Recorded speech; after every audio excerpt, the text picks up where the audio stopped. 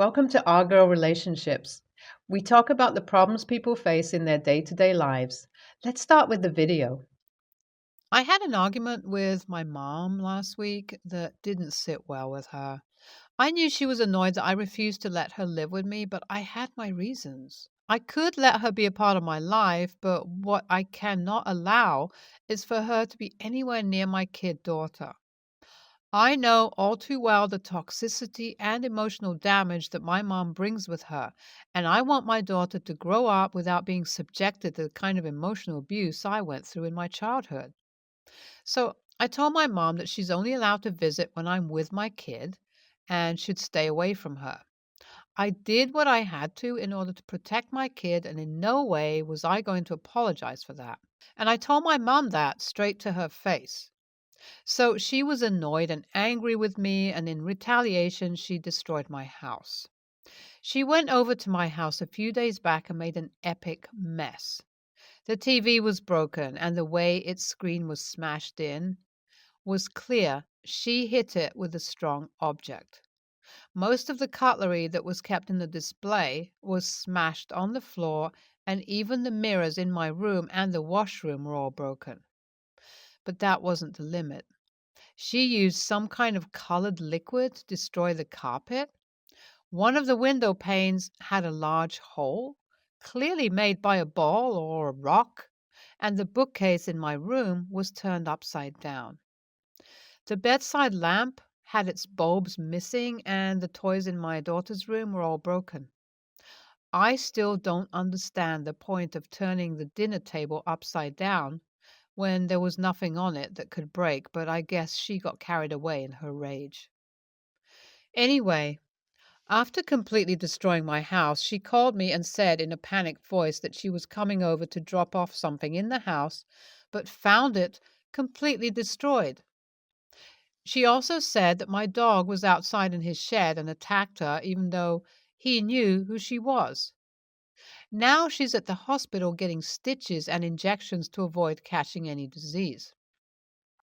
I asked her if she saw anyone, and she told me that it must have been my daughter, and I should have let her supervise my kid in order to prevent something exactly like this. At this, I told her she doesn't have to worry, I'll figure it out.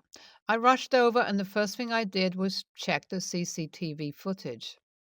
I'm so glad my mom didn't know about the camera I had installed in my daughter's room for security, because I'm sure she would have avoided going in there to be safe. But I saw her creating a ruckus in there and had no doubt she was responsible for the rest of it. Then I checked the footage from the door cam and saw her come in. While she was coming in, the dog came over to take a look at the intruder, but went back into his shed after seeing it's my mom. A few minutes after that, I could hear the dog barking continuously at the closed front door, and the moment my mom came outside, he attacked her. So he heard the crashes and knew she was the reason, so he attacked her. That was odd behavior because, as far as I knew, he should have tried to protect her. But I'm glad she paid with stitches for what she did. I called her back after viewing the CCTV Rex and told her that I know it was her and how pathetic it is of her to try and blame it on my daughter, just so she could vent out her frustration and try to enter our lives. I told her that she deserved what my dog did to her and that she's no longer welcome at my house. I asked her to wait for the bill I'll be sending her for the damages and advised her to pay up the entire thing. Otherwise, I'd have to file charges against her. At this, she got angry and said that I'm in no condition to file any charges because I'm the owner of the dog that attacked her, and she will file a lawsuit against me and my dog for rabid behavior and for being attacked by that animal. Her audacity to threaten me after what happened was mind boggling to me. I always thought that a narcissistic Karen like her, who refuses to believe that she's the problem, had some limits in life. But I was so wrong. She not only destroyed things worth thousands of dollars in my home, but also went as far as to threaten me with my dog just so I'd back off. Like, did she really believe she'll have her parade and be on her way without facing any consequences for her actions? I couldn't let her go this time. I called my lawyer and fixed a meeting. I showed him the CCTV recs and told him what my mom said to me. I wanted to know if there is any way by which she could get my dog arrested or worse, put down. So I talked to the lawyer before going to the cops, and he told me there's a slight chance that they'll see the attack as a clear sign of a rabid animal, but it's below 10%. And if I decide to fight, he could win the case. That's all I needed to hear, and I decided to risk it. I went to the cops and filed a report against her for invading private property and destroying my home. I showed them the recordings as proof and then showed them the house, which I had conveniently left, as it was just for this very reason. They have my mom in custody now, and she's currently being processed. Her hearing would begin soon, but as close as it gets, I feel like none of this would have happened if only I had allowed her to see her grandkid whenever she wanted. Am I the a-hole here that caused all this mess, or is my mom the a-hole who deserves what's happening to her? A lot of you were asking me where my daughter was at the time of the incident, and I didn't think it was important to share that information online. But just to clear things up, after school, her dad picks her up and she stays with him until I pick her up while going back home from work. I'm a divorced mother, and that's the only way we could manage to let her spend time with both of us. Of course, my mom doesn't know the full details because I didn't want her to go and pick up my daughter after school. My mother thinks that I've given the preschool instructions to only let my daughter leave with the babysitter who drops her at home in the evening when it's time for me to come home. I prefer to lie, and only people who have toxic families can understand that.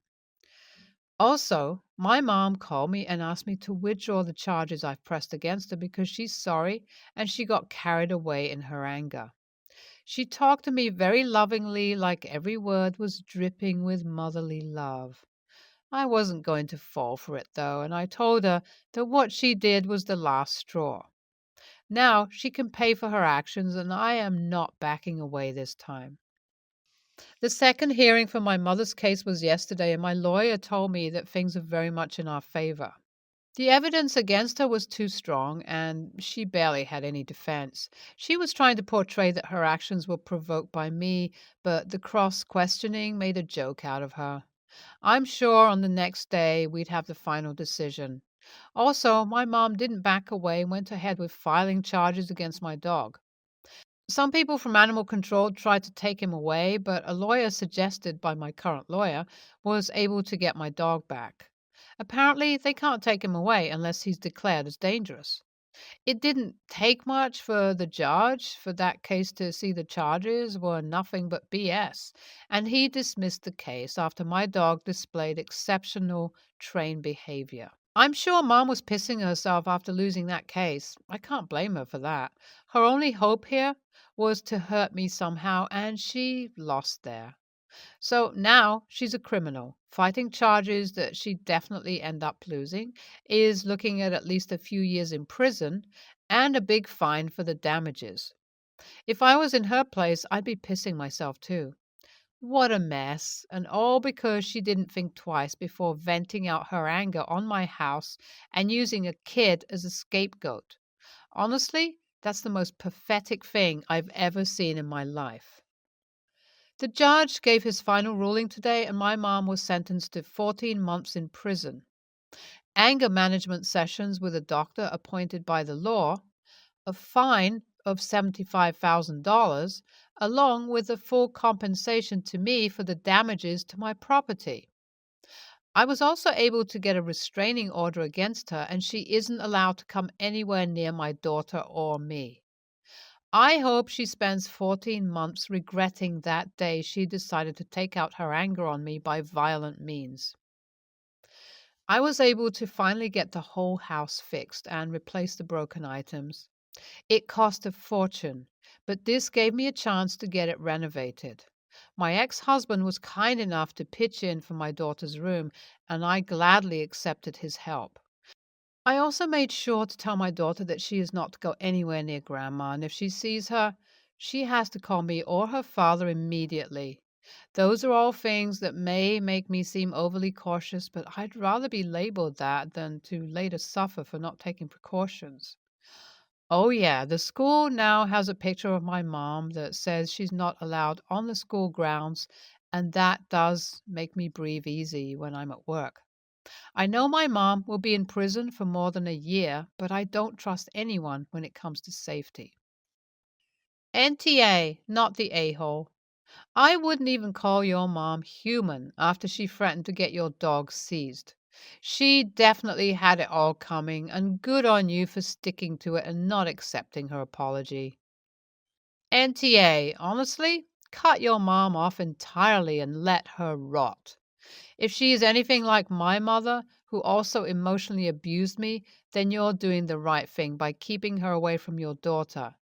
And the fact that she's trying to force herself on you all only goes on to prove my point. Since my sister in law, Alice, 36, married my younger brother, 35, we have done a gift exchange where all the adults buy a gift for someone else. I suppose like a secret Santa. But there is always a theme to it. Alice has always arranged this. In 2020, it was something knitted, so most people exchanged jumpers or hats. Last year, it was something handmade, and I had Alice as the person I was buying for. Alice is notoriously difficult to buy for. She's picky and ungrateful for whatever it is she is given. My sister, 35, had Alice in 2020 and bought her a gift card so Alice could pick what she wanted, as she knew nothing she bought Alice would be good enough. Yet Alice still found issue with it, calling it a cop out and complaining that she couldn't find anything she liked. I know that Alice likes homemade jams, especially as she bakes a lot. Whenever there is a local craft fair on, she goes specifically to buy homemade jams. Now, I am not very good at anything kitchen related. I mean, I can cook to feed my family, but it's all pretty basic.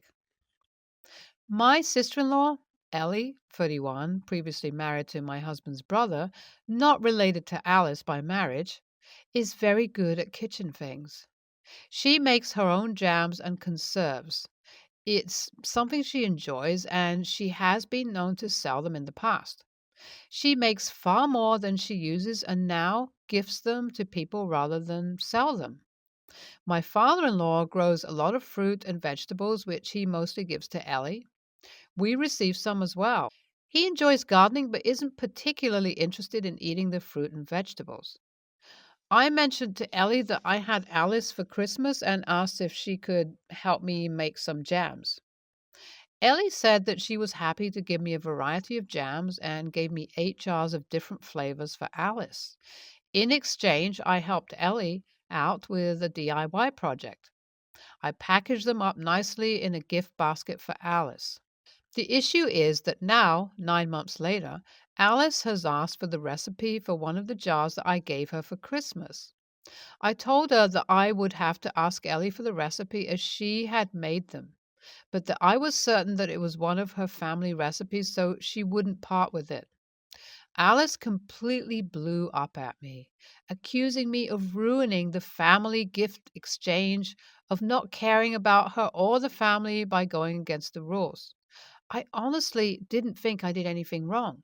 She specified handmade, not that we made them. Alice has now been trying to get my brother, sister, and parents to not include me in the gift exchange this year because I don't play by the rules. My brother has already agreed to exclude me. Am I the a hole for not making the homemade gift myself? NTA, it sounds like Alice is on a power trip. Already, she's berated two family members for their gift choices when, in fact, they were perfectly valid gifts. You, in particular, did give her a homemade gift, just not made in your home. I discuss what happened with family and opt out of this foolishness. Themed gifts are supposed to be fun, not about adherence to someone else's ideas of what is proper. Moving forward, just give people what you choose to give them and remind Alice that it's the thought that counts. Alice sounds like a complete nightmare. She received a handmade gift, and in exchange, you even provided DIY services to your sister in law. I honestly think it's time for the rest of the family to tell control freak Alice, who is also a bit of a bully, who excludes a family member for not meeting her made up standards, to end this nonsense once and for all. Sounds like your brother probably has a miserable existence. NTA. I, 38 female, and my partner, 36 female, have been together for 2 years and have lived together for 1 year. We share the bills, 50-50 mostly, and have similar incomes, mine being a bit more than hers. I help her out with her part of the bills fairly frequently and cover the cost of food and recreation almost entirely, and have since started dating. I'm happy with how this has worked and feel comfortable with it. Even though we bring in similar amounts of money, we have vastly different time requirements for our jobs. I am retired from the military and receive pension, disability pay from that, and supplement my income by doing freelance design work, about 20 hours a week on average. Her job has her working closer to 12 hours a day, 6 days a week. She does about half of that at the office and then spends all her time at home working admin stuff on her computer. Even on her days off, she spends most of the day working for her job. This is where the conflict comes in, and I might be the AH. Because she's always working and I don't, I have become the one who does all the housework. I do all the cooking, cleaning, laundry, pet care, yard work, etc. We never had a discussion about that being how we share the household stuff. Slowly, over time, it just became the norm. She often complains that the house could be cleaner and I could be doing more throughout the day. We recently had an argument about it because I've gotten fed up with it. She was complaining to me that I should be doing more, there's so much to be done around the house, I shouldn't just be sitting around, etc. This is the morning after I worked a 6-hour design job, then still cooked us dinner, walked the dogs, cleaned up the kitchen, and baked her cookies. My response was that I support the fact that her job is her priority, but that doesn't mean she gets to tell me I'm not doing everything she thinks I should with my day because she's jealous of my schedule. I'm not her maid. I spent 20 years working every second of every day to earn the privilege of sitting around sometimes and sleeping in when I feel like it. And if she wants more done around the house on top of all that, I already do, then she needs to do it. Now she's upset and is telling me I don't care about her or support her. I'm not super happy that all the housework has become my responsibility, but I've been doing it because it needs to be done and I technically have the time. What bothers me most is that she complains that there is so much that I'm not doing and yet doesn't do anything to help. I might feel differently if she was the sole income earner, but she isn't. AITA for not wanting to do all the unpaid work just because I have more free time in my schedule, and telling her the exception that I do makes me feel like I'm her maid. NTA. Revisit the financial expectations as well as the division of housework. If it's possible, then agree to go 50-50 on a housekeeper. If she agrees, fine. However, the problem might not be a dirty house or lack of a housekeeper, it might be one of compatibility. NTA. If she's working 72 hours a week, hopefully she's making enough to hire a part-time house cleaner, especially if you split the cost. Just having someone come a few hours every other week will make a huge difference. That said, if you're working 20 hours a week and she's working 70 plus, I think it's appropriate that you're doing the bulk of the daily tasks like cooking and laundry. But like others here, I am uncomfortable with the gradual creep of her expectations on you. It really sounds like you need a reset and heart to heart about who's responsible for what and what you can outsource. NTA from the post and comments. You do a lot, and the house is at a clean standard for the average person.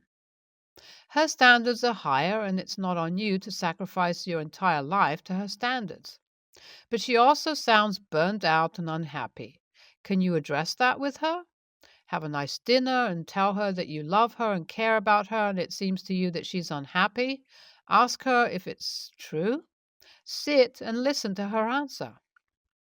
If it's about the cleaning, that is fixable. You have a non cluttered house with pets and no kids, so house cleaning will help. Most cleaners prefer to scrub surfaces, not sort clutter, so cleaning pet hair is right up their alley. But maybe it's about her time. Even if you love your work, it's got to be hard to be working 12 hours a day while your partner isn't. It's not fair that she'd expect to work as much to make her happy, but if she's burnt out, it might be hard to see that. So sit with her and try to find out what's really bothering her. And it's very possible she doesn't really know. But tell her you love her and you want both of you to be happy and comfortable in your shared home. Brainstorm how to make that happen. Cleaners, one room that is entirely pristine, weekly joint cleaning projects, her working fewer hours, etc., etc.